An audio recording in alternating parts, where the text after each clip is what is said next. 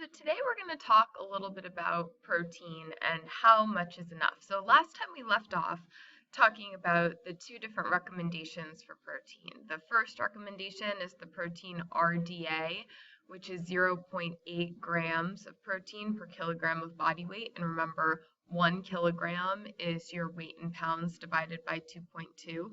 And then we have the AMDR for protein, which is 10 to 35% of total calories. So looking at how much protein is enough in our diets, a lot of people are under the impression that in order to get enough protein, they need to be eating, say, their body weight in pounds in protein or something like that. And they might have this huge vegetable omelet with some chicken or lean beef. Maybe that adds up to 50 or 60 grams of protein.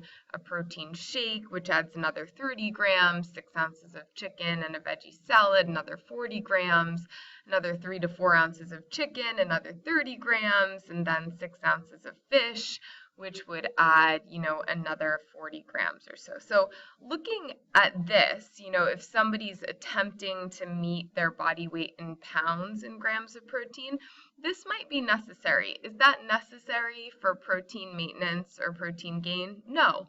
However, this would probably end up as sort of a high protein diet that fits within the AMDR of 10 to 35%. What you notice here is this person, is probably lacking a little bit in some of the other nutrients because they're so focused on protein. So one of the dangers is, if you're on a really high protein diet, but you're also restricting calories a whole bunch, you might really be low on energy because you're not getting the carbs you need. You might also, if you're not focused on getting some good healthy fat sources, be deficient in some of those essential fatty acids. However, you can really fit a lot of different types of lifestyles into the protein recommendations because 10% to 35% of your total calories from protein is a pretty wide variety.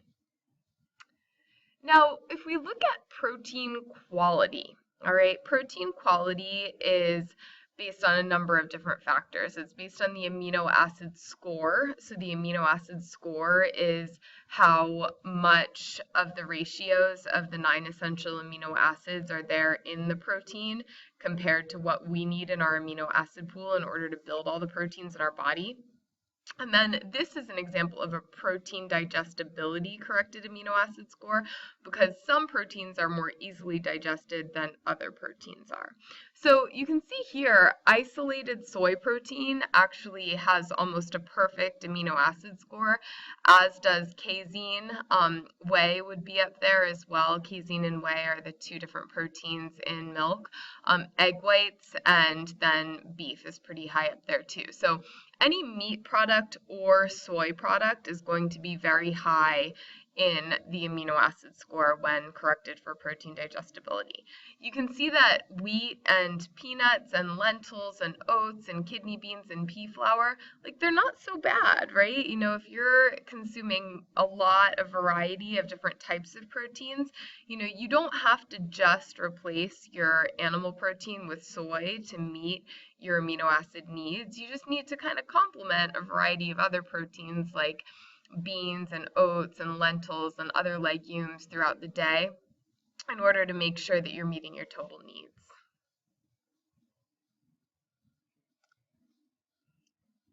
So let's go ahead and take a look at some different ways to complement. So there's lots of different traditional ways that we tend to complement proteins, and recent research suggests that we don't actually need to do this all in one meal at a time. We can just do this throughout the day. And if you take a look at the other link on different protein types, it's a little mass appeal video under chapter 6. You can see that I give a lot of different examples in that video of how to eat a healthy, high-protein vegetarian diet throughout the day. So if that's something you're interested in, that would be a good little how-to video to watch. You can see here rice and beans, rice and lentils, the American version of complementary protein, peanut butter and jelly sandwich, We have a tofu stir fry, bean burrito, and a corn tortilla. The beans and the corn will complement each other. Hummus, the chickpeas and sesame seeds in that hummus are going to be complementary. Black-eyed peas and cornbread, sesame seeds and peanut sauce, as a mixture to put on top of pasta or something. Trail mix or rice and tofu. So lots of different ways for us to complement our grains, nuts, and seeds with legumes and create complete protein profiles.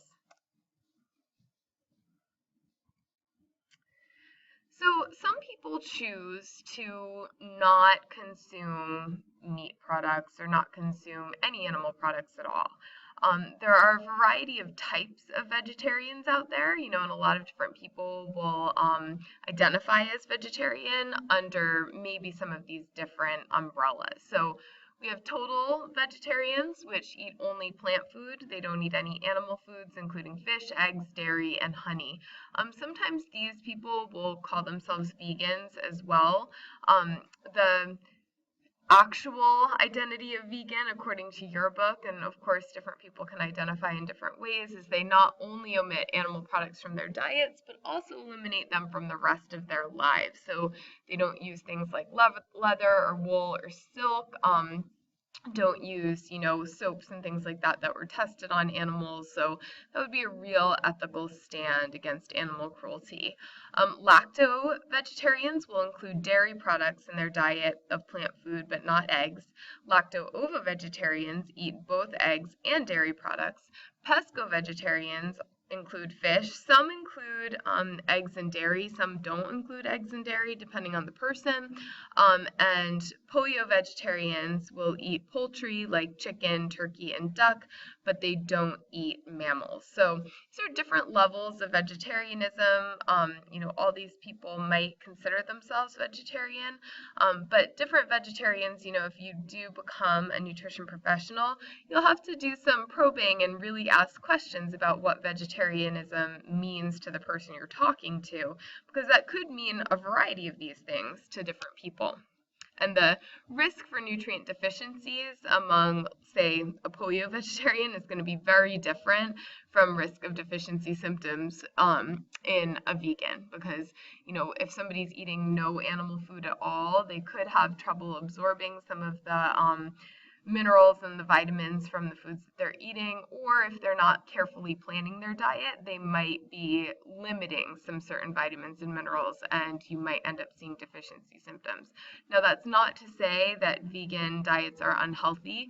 They just need to be planned a little bit more carefully, because anytime you restrict certain foods from the diet, you need to make sure you're finding the vitamins and minerals that somebody in our society would typically get from those foods from other sorts of foods that you do allow in your diet. So I have a little YouTube video here just looking at, vegan diet and some of the benefits of it, so people can feel free to head over there if you'd like to.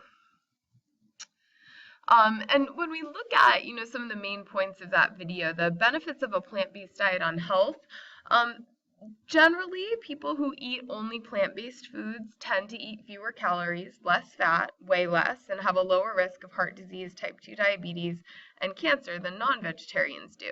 So when you limit yourself to not eating, high cholesterol, high saturated fat foods, chances are you're going to eat more fiber, more nutrient-dense foods. But as I said before, without careful planning, there could be a risk of nutrient deficiencies too. There's also some benefits of a plant-based diet on the earth. So becoming vegetarian is one of the most effective actions you can take to ease the strain on our Earth's limited resources, protect the planet from pollution, prevent global warming, and save countless species from extinction. So if you or someone you love is thinking about becoming vegetarian or maybe resistant to it, this is a pretty good video here showing some of the animal cruelty issues in our country, especially with factory farming. And I would suggest that, if you do decide to eat meat, if you can eat meat that, where the animals were raised and know how they were treated. That can be kind of a nice way to include meat in your diet, but at least have some awareness for what's going on in the world and, what's going on in these animals' lives before they get to your dinner plate. And that's for both health reasons and ethical reasons. So if you want to attempt some plant-based eating, you could always substitute tofu in place of chicken in a stir fry. You could cook a dish using beans, like, tacos, a burrito, something like that, and beans could be the protein, right, versus the meat. You could use quinoa instead of rice in a grain dish to up the protein value of that grain. And a big movement is Meatless Mondays right now. And so Meatless Mondays would mean that just one day a week you live a plant-based lifestyle. So those would all be ways that, you could try out that plant-based lifestyle, even if it's not necessarily something that you want to do every single day. So as far as application goes, in this chapter, I typically require that my classes are able to create a one-day diet that meets somebody's protein needs. So, each group is typically assigned a different lifestyle to create a meal plan for. In my online courses, we don't do this as an activity, but you have a similar iProfile assignment. In my in-person classes, we do this as an in-class activity. So as you're watching this, just make sure you're aware of how this might go for you. So if we looked at grains, there's around 2 grams of protein for half cup of cooked or 1 cup of ready-to-eat grains or 1 slice of bread. For beans and legumes and nuts, now this is give or take because different ones have different values, there's about 7 grams of protein per half cup. With meat and fish, there's about 7 grams per ounce. Of course, when fat value is different, the grams of protein become different too. In milk, 8 grams per cup. In eggs, 7 grams per egg. So if you're looking at this, you should be able to have the skill to use this sheet to create a one-day meal plan for somebody who's a certain number of pounds or kilograms. So to calculate protein needs, remember we would multiply 70 kilograms times 0.8 grams per kilogram per day, and we would end up with 56 grams of protein necessary each day. Then we would use this little cheat sheet, right, to give this person some protein recommendations. So if you wanted to do this in a very simple way, you could say, okay, I could give that person 7 cups of milk, or I could give that person 8 eggs, right, or 8 ounces or half a pound of meat, right? But more likely you would spread that out through a breakfast and a lunch and a dinner and some snacks and figure out, what could you give this person? In my different classes, typically I will test you to try a different lifestyle with this. So what would we do for a vegan, or what would we do for a vegetarian? What would we do for a child who had different protein needs? So it's really important that everybody understands, one, what are the calculations for protein needs, both the AMDR and the RDA. 2, how many grams of protein are in different foods from the grain group, the meat group, and the dairy group. And 3, how would you create a diet that followed the different vegetarian guidelines? So that might be vegan, that might be lacto-ovo-vegetarian, that might be polio-vegetarian. So understanding what those different vegetarian guidelines are and being able to apply it to something like this is an important skill for Nutrition 101. So that makes our protein lecture come to an end. Thanks so much for listening. This is usually a hot topic for people, Chapter 6, thinking about protein.